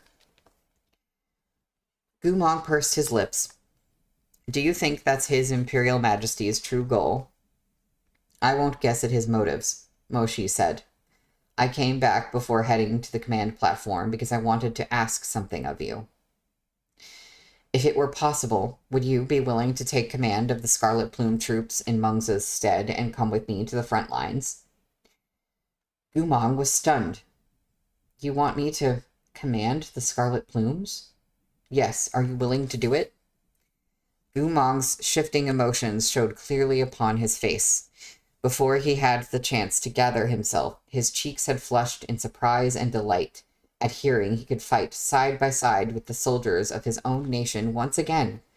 But gradually, the enthusiastic color on his face retreated like the tide, and the light in his eyes dimmed. Moshi, I very much want to go with you to the front lines, Gumong said slowly. Even if you hadn't told me, I would have gone without reservation as soon as I found out. Moshi couldn't hold back a pained smile. I know. Actually, I'd like to keep you as far from the front lines as possible. But if I really did stop you, you'd be unhappy, and you'd only blame me. I suggested this arrangement to the Emperor. Gumong froze in astonishment, then lowered his lashes. Thank you. Raising a hand, Moshi stroked Gumong's hair. Predictably, he put too much force into it, and Gumong's bun had been tied loosely. A few wisps came loose and hung pitch black by Gumong's cheek. See, if Gumong commands this battalion, isn't everyone going to be pissed that it's Gumong? Like, is he going to put on a disguise? That's my one question about this. In any case, there are benefits to bringing you, said Moshi. At least I'll be able to keep an eye on you. If you're willing, I'll tell His Imperial Majesty. I do want to go to the battlefield, Gumong cut him off. But not as the commander of the Scarlet-Plumed Battalion. Moshi waited for him to continue. I can no longer be a general, said Gumong. Think about it. The Scarlet-Plumed Battalion is made up of cultivators from the royal bloodline. After so many years fighting against the Liao Kingdom, they'd hate me to the core. How would they listen to my commands? It's a fantasy. Moshi paused. If that's what you're worried about, there's no need for concern, answered Moshi. You can wear a mask, and His Imperial Majesty will tell the Scarlet-Plumed Battalion you're an illustrious noble from the imperial family who, for certain reasons, cannot reveal their identity. With this explanation from His Imperial Majesty and me as a commanding general, the cultivators won't ask rashly, no matter what they suspect. Yeah, what about, recognizing people's voices? Beneath Moshi's defined brows, those phoenix eyes, black as night, looked down at Gumong. That gaze was so gentle, devoid of urging or instigation, filled only with endless acceptance, like an ocean that had swallowed all the stars of the night sky. Only if you're willing, Moshi said. If you're not, or if you'd rather be a foot soldier at my side, it's up to you. But how could Gumong be unwilling? And how could he be unaware of the painstaking effort Moshi had gone to? If there came a future opportunity to reveal he'd been a spy, then leading the scarlet-plumed battalion to glorious victory would be incontrovertible evidence of his service to the nation. Moshi must have worked arduously to secure this offer from the emperor, who had already set his sights on Murong Mengzi out of motives of his own. Moshi had doubtless played some bargaining chip to win himself this boon from the emperor. After a moment of silence, Gumong replied, "It would be best if Mengzi went." Though Moshi had more or less expected it, his gaze still flickered upon hearing Gumong give up this opportunity, just as Gumong could tell, with one glance, what sacrifices Moshi had made, the risky moves he had committed to, the ways he pushed the emperor's limits. How could Moshi fail to see that his Shishong's refusal was also for him? Gumong tucked his hands into the wide sleeves of his blue robe. I can't lead the scarlet-plumed battalion. All eyes would be on me. Who knows what people may notice? If my identity was exposed in battle, it would throw our own troops into chaos. Plus, my memories have been slowly disappearing all this time. I don't know what kind of condition I'll be in by then. A commander must have a clear mind. Moshi said nothing. I know what you're thinking. Taking in Moshi's gloomy expression, Gumong stepped forward to cup Moshi's cool cheek in his palm, traces of a gentle smile curving the ends of his eyes. But I just want to do my part for Chonghua. I want to fight shoulder to shoulder with all of you and stay by your side. He stood on his tiptoes and pressed his forehead to Moshi's, letting his hand slip downward to lace their fingers together. This time, just let me be an attendant at your side. Moshi looked down. This isn't the position you deserve. It's the position I want. Moshi said nothing. Be good. Gumong nuzzled his forehead against Moshi's. I'm already so happy I can ride out with you for Chonghua. I'll ride with you, with the Northern Frontier Army. It'll be great, whatever happens. Moshi, we'll fight side by side again. Yeah, that would backfire at the worst time. I think Gumong is right about this one.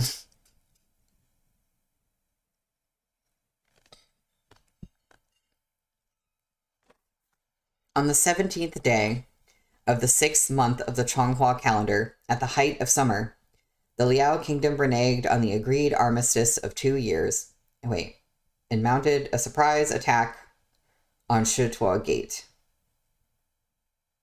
While Chonghua delayed dispatching their own forces, the Liao army pressed inward, swallowing the 3 cities of Feng, Di, and Dazi, and taking possession of the crucial territory where Chun Tong once sealed the demon blood beast.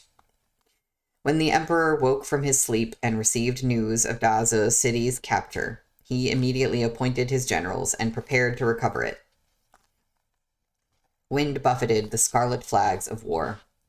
The emperor stood beside the railing of the command platform, one arm tucked behind his back. On his left stood Moshi in a set of black robes trimmed in gold. On his right was Murong Lian in robes of lavish sapphire. The bright sun was at its zenith. The emperor's gaze swept over the 3 assembled armies arrayed meticulously before him. Gumong, still masked, stood within their ranks. The emperor's eyes paused on his figure, his head dipping in an almost imperceptible nod. Thus he greeted his General Gu. The generals of the Northern Frontier Army and the winged cavalry had already been given their commission. The emperor touched the Zi beads at his wrist, then performed a voice-amplifying technique to make himself audible to the entire drill ground. Murong Mengzi. Murong Mengzi stepped out to the side of the column of troops. Yes, your Imperial Majesty. Her features were soft and beautiful, her figure frail, but she held herself tall and upright. With her hair tied up and attired in a set of close-fitting fitting military robes that marked her as a direct descendant of the imperial line, she was the picture of dignity. No one could tell she was an invalid with the broken core.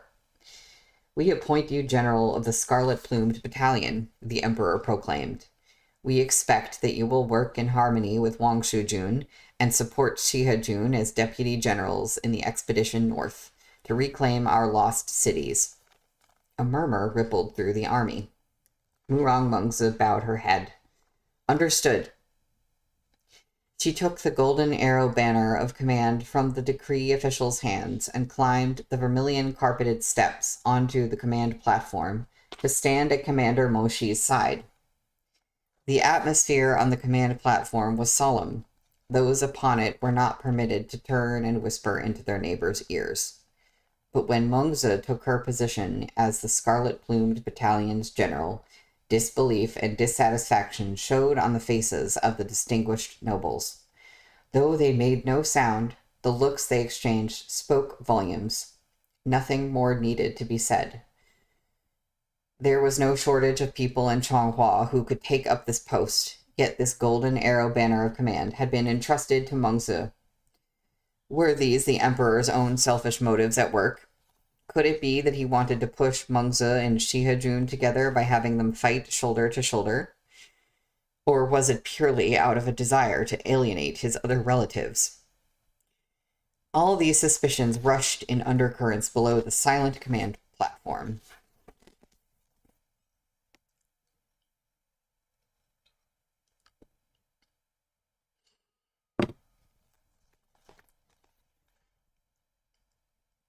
In contrast, Gumong, who had dealt closely with the emperor, understood his intent perfectly. This battle was of crucial importance. He had deployed Chonghua's most elite troops to ensure a certain victory. These same distinguished nobles had tarried and quarreled among themselves until Changhua lost 3 cities and a frontier pass fell into enemy hands, a great blow to the nation. At the time, Murong Mengzi had been given total authority by the emperor, yet was questioned incessantly on account of her gender. On a surface level, the nobles simply appeared unwilling to accept a woman in a position of power. But at the heart of it, those old noble families with their tokens of immunity and ancestral fiefdoms thought little of the emperor's authority in the first place. They had brazenly seized this opportunity to fulfill their own ends. These parasitic noble clans were unrestrained in their arrogance. If the emperor appointed any one of them general of the scarlet-plumed battalion, would it not amount to lifting his hand to slap his own face? Only by handing the position to Murong Mengzi could he air his resentment. Only thus could he warn the nobles without words. "We rule Changhua. Whether they are women or slaves, we will use whomever we please, and none of you have a say in the matter." Under the brilliant sun and clear sky, the emperor said, 200,000 troops go forth to meet our enemy. The army marches for Daza. No drums of war thundered, and the voices of the troops rose as one. Armor glinted in the sunlight, weapons flashing. The cultivators of Changhua shouted their oaths ahead of battle, their cries soaring up into the skies and piercing the clouds. "On your Imperial Majesty's orders, no victory, no return." "On your Imperial Majesty's orders, no victory, no return." Gumong was hidden among the crowd, an insignificant soldier. He watched the shouting cultivators on either side, listened to the grand clamor rising from the ranks. After a moment, he quietly followed along, reciting those vows that had once been carved into his heart, but were now unfamiliar. Softly he murmured, "We share the robes of battle. No victory, no return." There is a footnote for "we share the robes of battle." From No Clothes, poem in the Book of Songs about the solidarity of the Qin army. Who says we have no clothes? For we share the same robes of battle. The word for comrade, Tong Pao, literally means to share the same robe.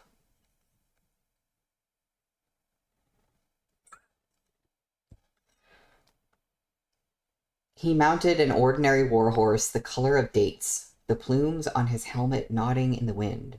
I love that. The color of dates to describe a horse. That's great. The city gates opened and the army advanced northward. In that moment, he once again rode with his old friends, his comrades, and his northern frontier army, now as an unremarkable foot soldier. Everything seemed to return to that sunlit beginning. He turned, and it was as though an equally youthful Liu Jianxing were beside him, a still experienced Moshi, and those 70,000 deceased brothers, mounting their horses to ride into battle. They were yet so strong, while he was already so feebly aged. No victory, no return. To the sound of these ringing shouts, the troops marched from the drill grounds and toward the main road. Perhaps the sunlight was too bright. Gumong's eyes stung as it streamed past his lashes, and his heart ached so acutely he wanted to weep. Today, he finally set out for battle once more, just as when he had been a high-spirited youth of 20.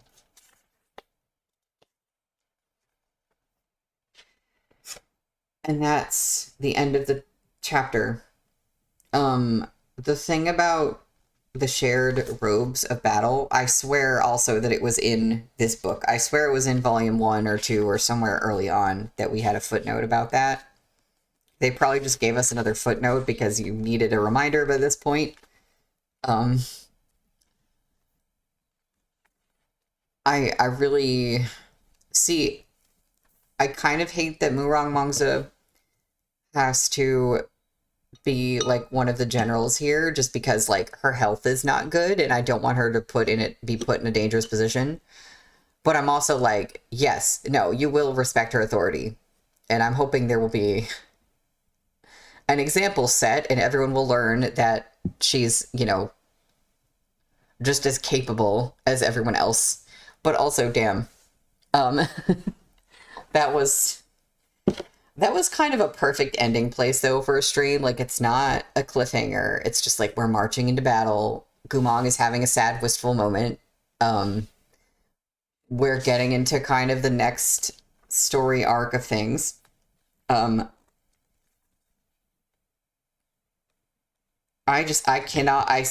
can't believe they lost 3 cities, and it's really just because of sexism. That's it, plain and simple. Yeah. Henry, they were like, we know half of your readers have ADHD, so let's make sure everyone remembers. Yeah, exactly. So it also, that's kind of interesting to me because I didn't think about it before, but because the word comrade literally means to share the same robe, and I know that in China it's like comrade is like slang for a gay man. And then we have the cut sleeve story. So like robes and sleeves, I don't know. I just feel like that's interesting. Well, on Wednesday, when we return, we're going to be on page 115 for chapter 142, which is called The Real Authority of the Liao Kingdom. Now that's a chapter title. Yeah. So thank y'all for being here in the stream today. Let's pray for a continual lack of technical issues. And I will see y'all on Wednesday. So have a good one. Bye.